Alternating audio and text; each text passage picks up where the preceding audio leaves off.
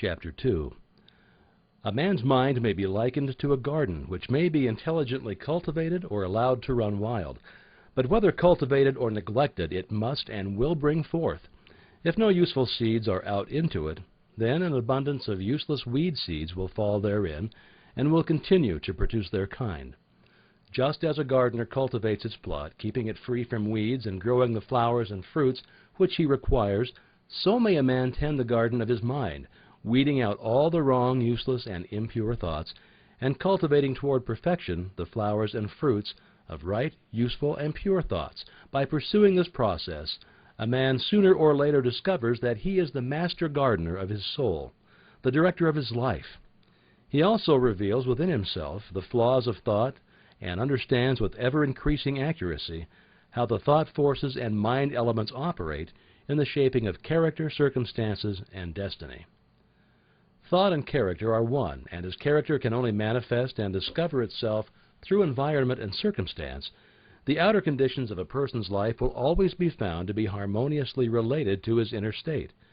This does not mean that a man's circumstances at any given time are an indication of his entire character, but that those circumstances are so intimately connected with some vital thought element within himself that for the time being they are indispensable to his development. Every man is where he is by the law of his being.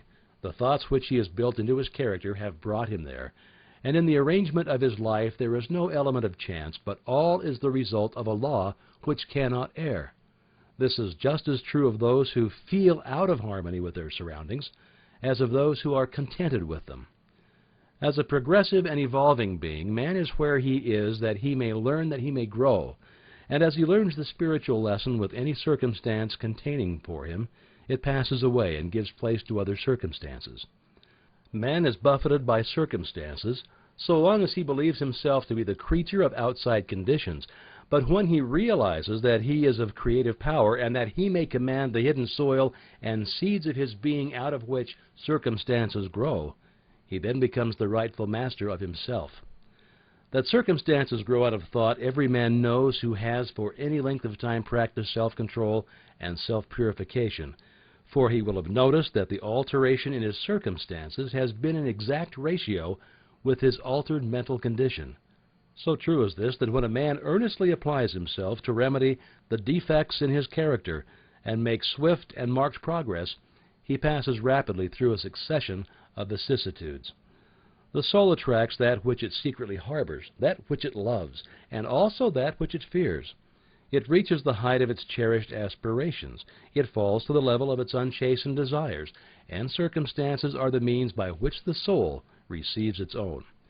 Every thought seed sown or allowed to fall into the mind and to take root there produces its own blossoming sooner or later into act, and bearing its own fruitage of opportunity and circumstance, good thoughts bear good fruit, bad thoughts bad fruit. The outer world of circumstances shapes itself to the inner world of thought, and both pleasant and unpleasant external conditions are factors which make for the ultimate good of the individual. As the reaper of his own harvest, man learns both of suffering and bliss.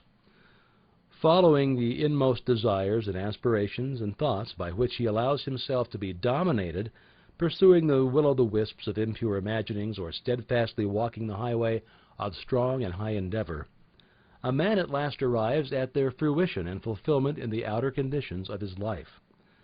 The laws of growth and adjustment everywhere obtain. A man does not come to the almshouse or the jail by the tyranny or fate of circumstance, but by the pathway of groveling thoughts and base desires. Nor does a pure-minded man fall suddenly into crime by stress of any mere external force. The criminal thought had long been secretly fostered in the heart, and the hour of opportunity revealed its gathered power. Circumstance does not make the man, it reveals him to himself. No such conditions can exist as descending into vice and its attendant sufferings apart from vicious inclinations, or ascending into virtue and its pure happiness without the continued cultivation of virtuous aspirations. And man, therefore, as the Lord and master of thought, is the maker of himself and the shaper and author of environment. Even at birth the soul comes of its own, and through every step of its earthly pilgrimage It attracts those combinations of conditions which reveal itself, which are the reflections of its own purity and impurity, its strengths and its weaknesses. Men do not attract that which they want, but that which they are. Their whims, fancies, and ambitions are thwarted at every step, but their inmost thoughts and desires are fed with their own food, be it foul or clean. Man is manacled only by himself. Thought and action are the jailers of fate. They imprison, being base. They are also the angels of freedom. They liberate, being noble. Not what he wished and prays for does a man get, but what he justly earns. His wishes and prayers are only gratified and answered when they harmonize with his thoughts and actions. In the light of this truth, what, then, is the meaning of fighting against circumstances? It means that a man is continually revolting against an effect without, while all of the time he is nourishing and preserving its cause in his heart. That cause may take the form of conscious vice or an unconscious weakness, but whatever it is, it stubbornly retards the efforts of its possessor, and thus calls aloud for remedy. Men are anxious to improve their circumstances, but are unwilling to improve themselves. They therefore remain bound. The man who does not shrink from self-crucifixion can never fail to accomplish the object upon which his heart is set. This is as true of earthly as of heavenly things. Even the man whose sole object is to acquire wealth must be prepared to make great personal sacrifices before he can accomplish his object, and how much more so he who would realize a strong and well-poised life. Here is a man who is wretchedly poor. He is extremely anxious that his surroundings and home comforts should improve, yet all the time he shirks his work and considers he is justified in trying to deceive his employer on the ground of insufficiency of his wages. Such a man does not understand the simplest rudiments of those principles which are the basis of true prosperity, and is not only totally unfitted to rise out of his wretchedness, but is actually attracting to himself a still deeper wretchedness by dwelling in and acting out indolent, deceptive, and unmanly thoughts. Here is a rich man who is the victim of a painful and persistent disease as the result of gluttony. He is willing to give large sums of money to get rid of it, but he will not sacrifice his gluttonous desires. He wants to gratify his taste for rich and unnatural foods, and have his health as well. Such a man is totally unfit to have help, because he has not yet learned the first principles of a healthy life.